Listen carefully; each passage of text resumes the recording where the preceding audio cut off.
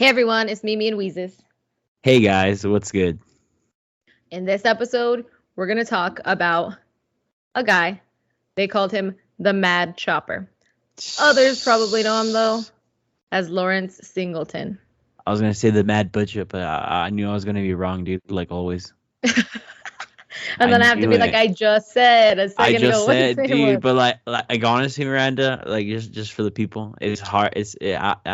How do I say? It's hard not to listen to Miranda, but not think about what I'm gonna say. Yeah. That's how it is like when we talk to each other. It's like, okay, what did I want to say next? The, the ADHD train. It is, dude. It is.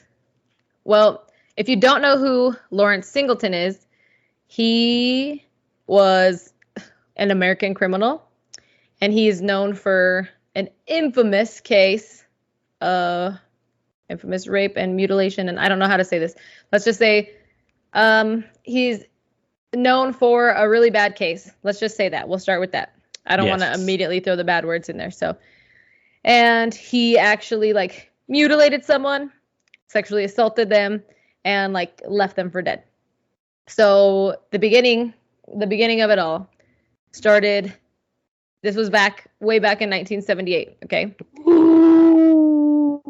Back in the day, bro. Yep. Back in the day, like where if I would have gone in the restaurant, they would have been like, "Hey, go to the back." I would have been like, Yeah. "Homie, I work here." Oh, and they're like, "Damn." They Sorry, would man. have. They wouldn't let you eat there. They would have only let you cook there, dude. Exactly. I'm like, bro, I'm the cook, and they're like, "Oh, dude, I forgot. I fed you yesterday, my dude." And he's like, "Oh, yeah, you right." You just look like all the other ones, though. Yeah, exactly. I'm like, dude, I'm like the lightest one here. Come on. No, the lightest skin, dude. So, this was September 29th, 1978. Lawrence Singleton, let's just call him Larry, okay? Larry picked up a 15-year-old girl. Her name was Mary Vincent. She was from Las Vegas, Nevada. She was hitchhiking from her grandpa's house in Berkeley, California, back to Vegas. Why was a 15-year-old girl hitchhiking like that? I don't know. Anyways, he hey, picks dude, her but up. back in the time, that was like pretty normal to hitchhike. Yeah, it was. It wasn't as dangerous as it is today, dude.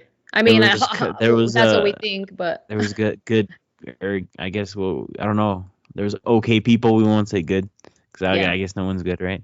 Okay people that would take you from one place to another just because they were casually going there. Yeah. Like truckers, like you can't really do that anymore, you know? That's just like something that's completely not safe at all anymore. You can't do any of this. Oh, So for sure. he picks her up, and it started weird because there's a couple different versions of the story when you're kind of trying to read about it. So one of the stories says that, you know, he picked her up and they were like driving in the car. She said, "Hey, this is where I'm going," and he was like, I'll get you there, right?" So at a certain point in their car ride, she had a feeling. She was like, is this guy a little creepy? Because apparently she like sneezed, and he said like, "Oh, are you getting sick?" And then he like put his hands on her neck to see if she had a fever. Damn. Yeah, and I'm like, that ain't cool, dude. You know what I would do in that situation, bro? What? Fucking slap a hand real quick. Yeah, for real. Like, people are too nice not to slap someone, dude. But I'm quick to slap a hand. Like, why are you touching me, man? Ah. No, I don't know. Well, and especially because she was a young girl too. So imagine being like 15-year-old girl in the car with some like 50-year-old old dude. But you know, she was like, he looks like my grandpa, so he looks chill. I'm gonna get in this truck. That's basically what she said. She basically said that. She said that he had like a kind smile and he looked like a grandpa. Just so she trusted him just because of that. Because he had like a family man demeanor type of thing, is what she said. So he pulls over and she gets in the car, and she was like just extremely exhausted, and she knew it wasn't a smart move to fall asleep, but she did anyways. That's where she went wrong. After some time, right, she like wakes up and is like, "Oh, where am I?" like type of thing. And they were going the wrong way. So she's like, "Oh, why are we not going south? Like, what's going on?" So she was like, apparently, this is the part that I read two different sides when I was looking up this story. What He show? said there was like a pointy stick in his van, and she had like grabbed it and was like, "Where are we going? Like, take me back the other way, turn around." The other story doesn't say anything about the pointy stick. It basically just said that she was like, "Yo," I'm like started questioning him, and then he pulled out this old man act, dude. He was like, "Oh, my eyesight's getting worse. It was an honest mistake." Like he started with that shit, dude. He's like, I'm sorry. Yeah. He was like, "Oh, my B, like, well, turn around." So he's like, "All right, let's turn this van around." And then he's like, "My bladder's gonna burst, bro. We gotta stop for a potty break." So at this point, like the sun is freaking setting, dude. The sun is setting and it's setting quick. So he's like, potty break time. So they stop for the potty break. She gets out to stretch her legs, and she's like bending down to like tie her shoe or fix her shoelace, and boom, dude, struck on the back of the head with a sledgehammer. Not once, but 3 times. Was it really 3 times? See, I didn't know the count, dude. I just know that it was like a boom hit. Don't like that, dude. She And gets then, like, hit once, and then she's like, "Oh man, what just happened?" She was all dazed, and then like she went to go like lift her head up, and then boom again, and then she still wasn't unconscious, and then the third time she like passed out. Yeah. And what did he do to her, dude, after she was unconscious? Well, trigger warning, guys. This is where shit starts getting really graphic. So he R-worded her, is what we'll say. And he kept telling her that if she screamed, he would kill her. You can say sexually assaulted, bro. Yeah, sexually assaulted, whatever. I mean, people say R-word on another podcast, and so people know what it means. So that's why I was like, oh, that works. So he sexually assaulted her while she was like unconscious, and then she started waking up. And so at this point, like she knows what's going on, and she's like trying to fight him off. And he said like, okay, screaming, you're dead. Screaming, I'm gonna kill you. And so then he said, oh, you want to be free? You want to be free? I'll set you free. So then he grabbed his hatchet from the van dude and cut both of her arms off from like the elbow, like below the elbows down. So both her forearms and hands, like. And he said, "Okay, now you're free." That's what he told her. Damn. Okay, bro. So let me get into some details. Okay. We'll get into both what you said and right before. So Okay. right after like she kept on coming in and out of consciousness from being knocked out, he would feed her alcohol so she would keep on passing out. See, I didn't know that. And it was like she described like green alcohol.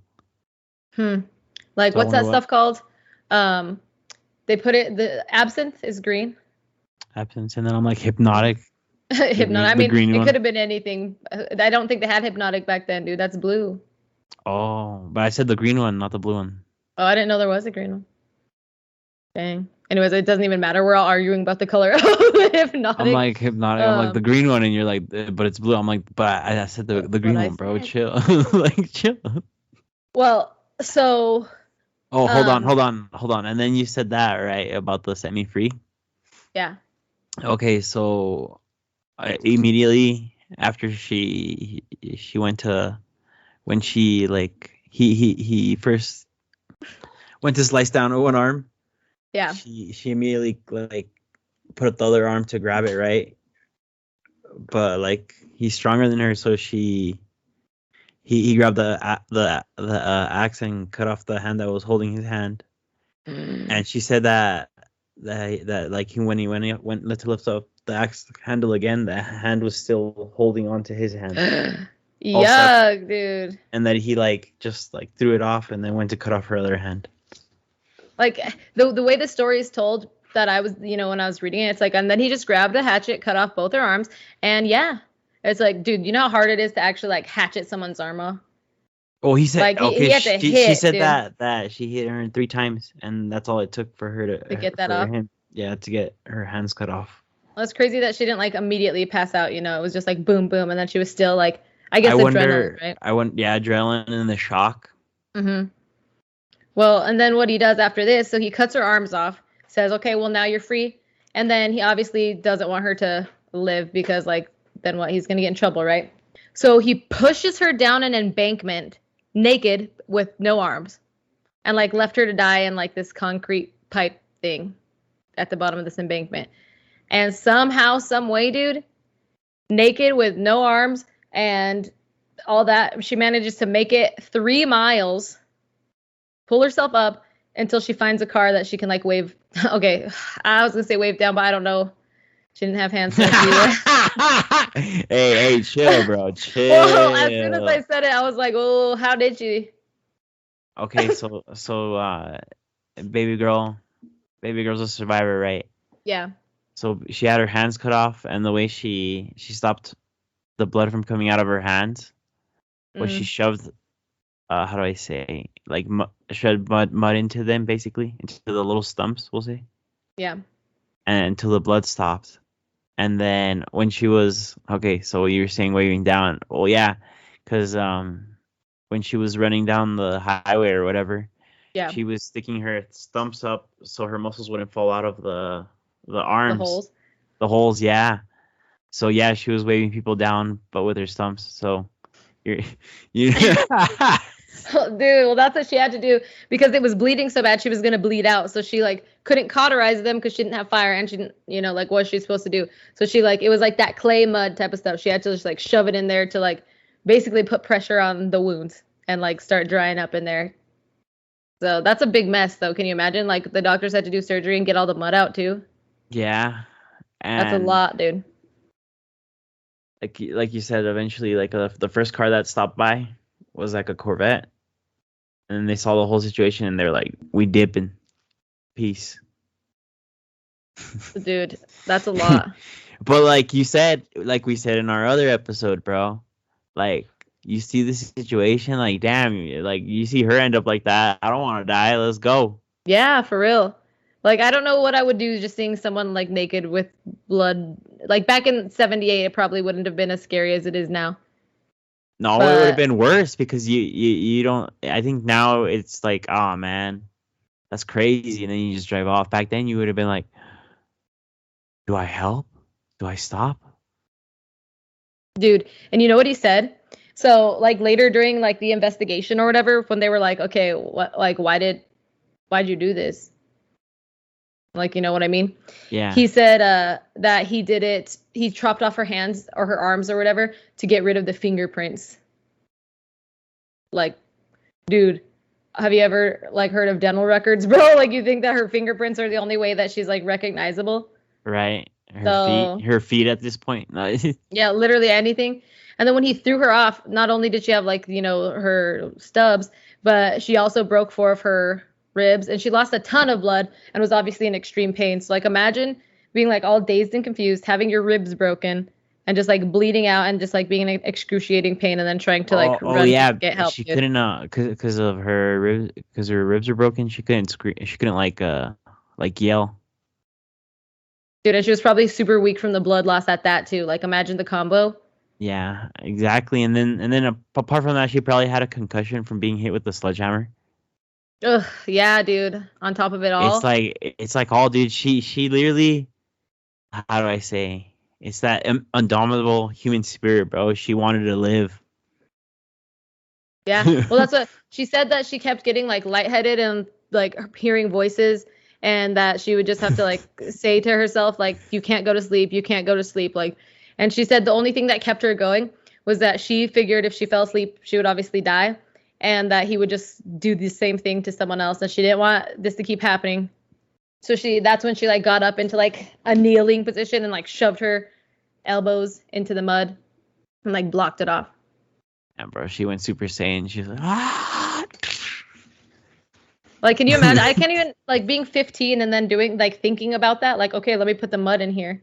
Like, I wouldn't have even thought that. About it. Yeah, I wouldn't even thought that. I would have died right there, bro. I would have been like, I'm bleeding now. Well, I mean, I would have made it out of there, right? But like, I wouldn't have made it as far as sure because I would have bled out. Like, yeah, no, that's how I would have too. I would have been like, this kind of hurts, dude. I don't know.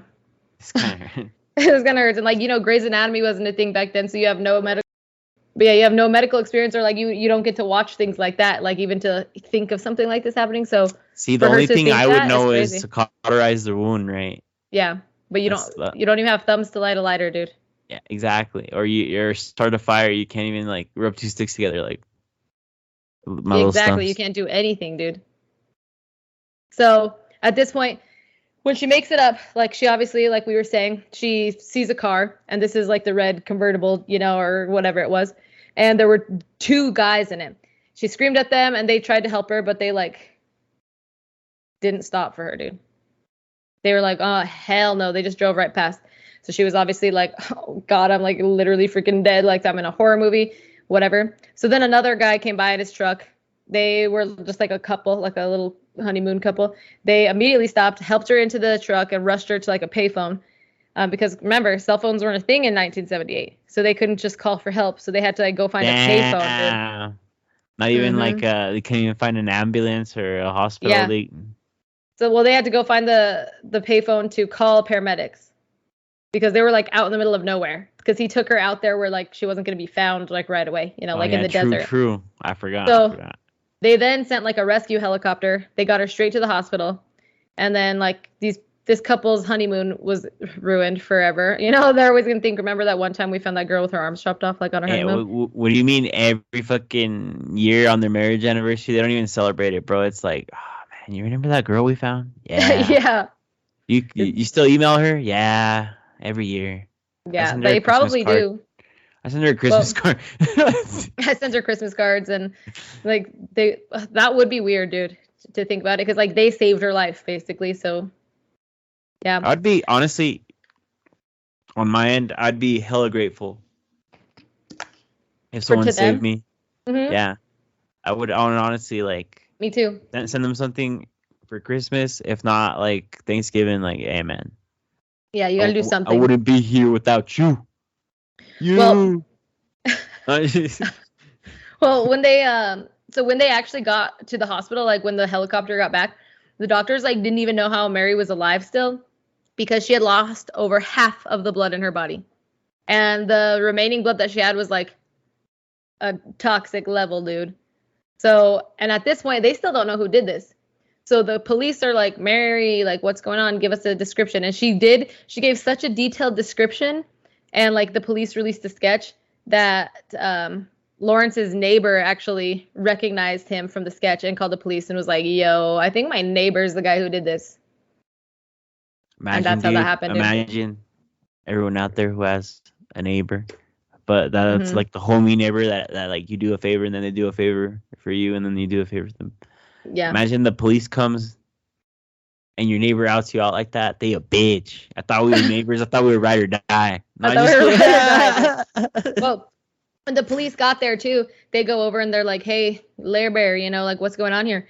And he's like, yeah. And you know what he says? He said, none of that happened, dude. And Mary was not a hitchhiker, but she's a prostitute. And if you find my DNA on her, that's because I paid her $10 to do stuff because she's a prostitute. That's what he told them. All right, dude. So on two of the videos that I saw, how do I say? They said the same thing, and they were like released on different times. Is that when Mary was hitchhiking, she was with two other guys that were also hitchhiking? Yeah. And when the blue van stopped, they told her not to go with him. Like, wait, we'll get a ride all together because they were all going to the same place. Yeah. And Mary's like, well, she looks friendly enough. She went, right? Yeah. So when the cops came, he said that those two guys were selling Mary as a prostitute. I see. So he like used it against her. Yeah. Well, and he also said that that he could have just fallen asleep and that there was like he said that he had one of his friends with him, not her. And that when he fell asleep in the van, that his other friend must have just decided to torture Mary and chop her hands off. Like, that's the only thing that makes sense. That's what he said. It's like, where's your friend? What's his name? What's his last name? It's like, where does he live? Yeah, my same address. Yeah. It's yeah. It's actually, you want to go get him? He comes back, dude. He just has a mustache. Well, dude, like it's another one of those cases where it's like it's just a made up guy. Well, when the police asked him, okay, well, what was your friend's name? You know what he said? He said, Larry. And they were like, are you dumb? Like you can't even come up with a better name than your own, you stupid. So yeah. He's like, I am God. after this, dude, she had to go through like obviously a lot of surgeries, right? So there, she had to get like obviously prosthetics and stuff. So they had to close up her arms, clean them, and like make sure the cuts were clean because obviously they were just hatcheted off, like they weren't like surgically removed. Yeah, first you get or tetanus, yeah. Well, so after like this surgery, she obviously needed to get fitted for prosthetic arms, and obviously that takes years. You don't just like get cool prosthetics like right away because you have to heal and stuff. And then she also had to go like through intense psychotherapy too because you can't just get your arms chopped off and get pushed off a cliff and sexually assaulted and be like, I'm going back to work on Monday. So she said that like she was going to be a dancer in this organization. I don't know. And that because of not only her arms were messed up, but she had to get like chunks of muscle and stuff removed from her legs to save her arm. So she had to get that like surgically removed to put in with everything. So basically it messed up her life. Mm-hmm. And then she didn't get to see him, like she obviously didn't see him again up until they went to court, which was, I believe it was like 6 months later. And after she testified against him, she had to walk past him. And you want to know what he said to her, dude? What did he say, dude? What does animal say? He said, I'll finish this job if it takes me the rest of my life. That's what he said to her, dude. Mm-hmm. And like, obviously, you know how scary that would be? Like, she's still a teenager too. And then this guy's like, oh, you ain't dead, but you're going to be. Like, I'm going to make it my mission to kill you. He ends up. Go ahead. I feel like that would scar you for the rest of your life, dude. That's like a traumatic moment where you wake up in cold sweats. It's like 2, 3 in the morning, and you're just like remembering what he said, just picturing that image. Yeah. No, it's just you'll think about it forever. You can't do anything. You can't live by yourself. You can't go on a walk. You literally can't do anything without thinking about like, oh, dude, he's right here. So then with her testimony and obviously all of the evidence, he was sentenced to 14 years in prison. You would think it's way more than 14 years for what he did, but it was just 14 years. He was convicted of kidnapping, rape, mutilation, attempted murder, and sex crimes. Because keep in mind, not only did he do this to her, but she was also underage and stuff too. So he gets those charges. Only gets 14 years. Then, like at this time, 14 years was the max you could get for those crimes. And even drug possession charges were more than that, dude. The judge at the time. Bitches. I know, dude. And the judge that was actually like there for the case, like by law, that was the maximum sentence she could give him, right? The judge said, if I had the power, I would send him to prison for the rest of his natural life. But that's not even the worst part, dude. The worst part is that he didn't even have to serve the 14 years. He was paroled after serving only 8 years. So he got out 6 years early. He got all that time reduced. Wanted to say it again, dude. I know. I don't know why I want to keep saying hours, dude. But he got that like reduced time for good behavior. And he worked as a teacher's assistant, dude, in the prison classroom. And they were just like, yo, he's a good guy. Let him out. Obviously, people were like super freaking pissed about this because in California, there was a lot of overpopulation and overcrowding in the prisons, right? So back then, and there's been a different law, but if the prison was overpopulated, drug offenders could be released earlier than sex offenders, right? And it didn't make any sense. So I don't know, like they did change a law, and I have it written down. That way I could tell you guys about it because of this whole thing. It's called like the Singleton Law, I believe. And he got out early because the prisons were overpopulated and stuff, and like sex offenders could just get out early if they were doing okay in there. So there is a new law that it's not technically new. This was a really like eye-opening case, which helped bring this law out. But yeah, he just like got out. But that's not the end of his freaking story. Okay. There's more, bro. There's more. Mm-hmm. There's more. Because remember when he said, if I like that, he'll finish this job if it takes him the rest of his life, dude? Yeah. So he gets out of prison, right? He is like, I guess I'll just go and live my life. Like, I don't know. So he's in Florida because he tried to stay in California. But imagine this. Everyone knew who he was and nobody wanted him in their neighborhood. So he like couldn't even settle down because people were like, nah, get out. Like, we don't want you here, you murderer and raper, get out. So on February 19th, 1997, he's already moved to Florida. His neighbor calls 911 and said, I just saw my neighbor Lawrence attacking a woman through the window of his house, and I heard screaming, like, help. The police immediately are like, get there now. When they get there, they knock on the door. And what do they find, dude? Lawrence covered in blood all over his clothes, and a woman whose name is Roxanne Hayes, dead, stabbed to death, just laying there. 7 times. Once through the neck. She was a single mom of 3 kids, and she worked as a prostitute to support them. And so that's how he like lured her in there, is that he was going to pay her or whatever. When the police were like, what's going on? He again tried to freaking lie. And he said, I'm just an old man. I don't know what I was doing. I think I have Alzheimer's. Something's wrong. That's what he did. Damn. Hold up, man. Do you think the pimp was like, man, baby Rox never came back? Well, that it was actually my best hope. No, that's probably what happened, because at this point there was no one to testify against him, right? But she had a boyfriend who was like, yo, where's she at? Like, she went missing. So, but when they had to go to court for this, Mary, good old Mary Vincent, dude, she had to come to court and testify against him a second time, since she was a survivor from like his first act. Who knows? There could have been other acts that he never got caught for. I don't know.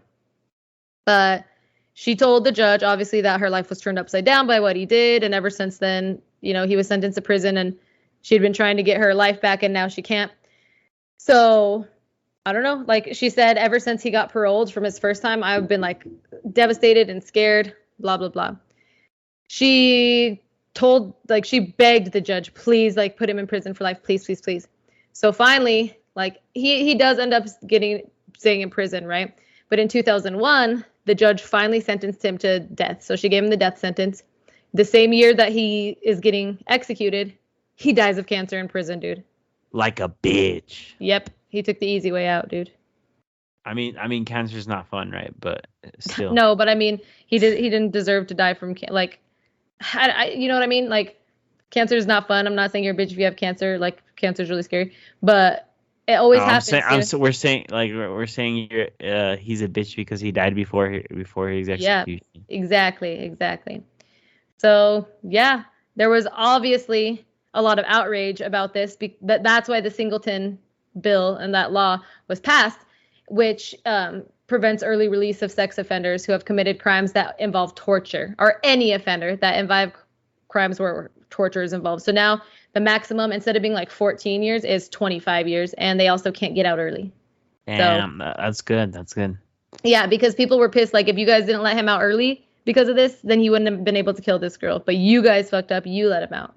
And here's the worst part, dude. Here's the thing, is that the counselors from the jail said that he was unstable. Did they? Like, yeah, that's what they said. But you know, like you said, they were just releasing people early because they were overpopulated. But they said that he was unstable and that he shouldn't be released. And they were still like, get him out. Yeah, get him out. He's an old man. What is he gonna do? And then he kills someone. Kill someone again because he got bored. Yep. Well, and then after he passed away, Mary Vincent, she ended up winning like a civil lawsuit that awarded her $2.5 million against Lawrence, right? Yeah. But she couldn't even collect that, which makes no sense why they even let her get that much without checking into his finances, because he was unemployed. He was obviously really sick. He was old. This was before he died, sorry. And he only had $200 in his savings account. And then they were like, yeah, you're going to get 2.5 mil, like you won. And then he was like, okay, well, here's $200. That's all I have. And that's it. So she didn't get anything. And then there's this thing called the California Victim Fund. And they did give her $6,000 out of that. But I mean, that compared to the 2.5 that she should have gotten, that was nothing. So they took her money. They couldn't even give her a happy ending, bro. This guy fucked up her life, and they were like, hey. Too bad. Yeah. That's basically what it seems like. She also said that when he died, she didn't feel like any sense of relief because she just said like she knows there's still so many people out there like him. She ended up like becoming an artist, which she wasn't an artist before her accident. She said she couldn't even like draw a straight line, and that like it like almost woke something up inside of her. I don't know, it was different. So now she's like an actual artist. She's got married. She had 2 sons. And then she started what's called the Mary Vincent Foundation, and it helps victims of traumatic crimes like hers. So, I mean, I guess those are the good things that came from it, even though she didn't get her award money. And I don't want to say award money, but like the money that was awarded to her for her thing. Yeah. And we're oddly enough, dude, if you look up the 2 victims, they do kind of like look similar too. So I don't know. He thought I it don't was know. her. He was like, I know it was you. All right, dude, I got a question for you. Have you ever Yep. met anyone with a prosthetic? I have, but I've not like known them personally, but I have like met someone that had like a fake leg. Like a fake leg? Okay. And you know how she lost it? She told me. How, dude? Tell. She was in Haiti when like the earthquake happened, and she got crushed under a thing, and like people didn't find her for a long time, and so like her leg died, and they had to cut it off to save her life. Damn. Yeah, because her leg died. Her leg like got broken and shattered, and like it wasn't savable. And I think it was just trapped under there, so it lost like blood supply and stuff too, and Yeah. she had to get it taken. It was it it just died. I know what you mean. Oh, dude, I used to, how do I say, when I was, well, I think I was in pre-K. Okay. All the way up to, was it maybe like, or kindergarten? It's pre-K, Yeah, and then kindergarten, and then first or whatever. It's like those 3 are together. I was with this girl that I didn't know, like, right? I didn't know, like, she was a little different. Yeah. She was always like, I remember just being hella short, but she was like hella tall. And then how do I say? I remember like everyone would always just treat her a little special. Yeah. And then one time I just saw her like take off her prosthetic hand because I didn't know it was a prosthetic, and I see like the. Were you just like shook, dude? Yes, dude. And then she just started crying because everyone was like staring at her. Right. Oh my gosh. But her little nub, like it was like right here, had like little fingers on it. So like she could move. She was born that way? Yeah, she was born that way. Oh, okay. Yeah, so as years went by, right? Because you grow older, get older, like the prosthetic, she changed prosthetic. So I got to saw her use the hook, the hand, bro. She blended it in so normal you didn't even know it was a hand. Dang. And then she had like a grabber. Okay. Like the hook was just to yeah, move, she had like one of those like claw things underneath to where she could like grab things with the hook. Yeah. What you're saying? Okay. Yeah, exactly. Actually, I did go to school with a kid who had a prosthetic leg, and like I don't know how it happened. I can't remember, but I do remember in 3rd or 4th grade, I didn't go to the school, but a guy that I knew thought it would be funny, and they like took his leg as a prank, dude. Isn't that mean? That's so messed up. One thing I forgot to say about Roxanne that is like important to the story, and it's very, very sad. Yes. So I told you guys that she was like a mom, right? She did have a boyfriend. His name was Clifford, and he talked about, you know, what happened, and he said that she had left for the grocery store and she was like happy and nothing seemed off or anything. And then like hours passed and he was like, yo, like, where is she? And then he like went out and searched for her and there was no trace of her. Then the next morning he found out that like she had been murdered. Then here's the super, super, super sad part, dude, is that her 11-year-old daughter had to identify her body. Isn't that sad? Oh, man. Yeah. That's devastating, right? Yeah, dude. I feel like he just, like, what he did was just traumatizing to a lot of people. Yeah, like he ruined so many more people than he even knew about. But it's a crazy story. And I wonder if he ever had any other victims that he just never got caught with, or if it, like, just in his old age, he all of a sudden started to do this. Right. Like, I don't think so, you know? I bet you there's some unsolved stuff. Here's the thing. The one thing, one of the videos said that he used to, he served in World War II. Oh, that's right. So he could have had PTSD. Yeah. I don't Like, know. well, no, what he said, like, I'm pretty crazy. Like, he could have had, like, legitly had PTSD and just went off the deep end and started killing people. Yeah, that's true. Because yeah, that's weird. Like to think that someone could go like all this time and then all of a sudden be like in their 50s and be like, I kind of want to rape and murder someone and cut their arms off. Like it makes no sense. And then for them to go to prison for it and then get out and be like, yes, now I can kill. Like after not doing that for, I mean, like you said though, the military, who knows what happened to him? I think he was a seaman or something like that. Yeehaw, brother.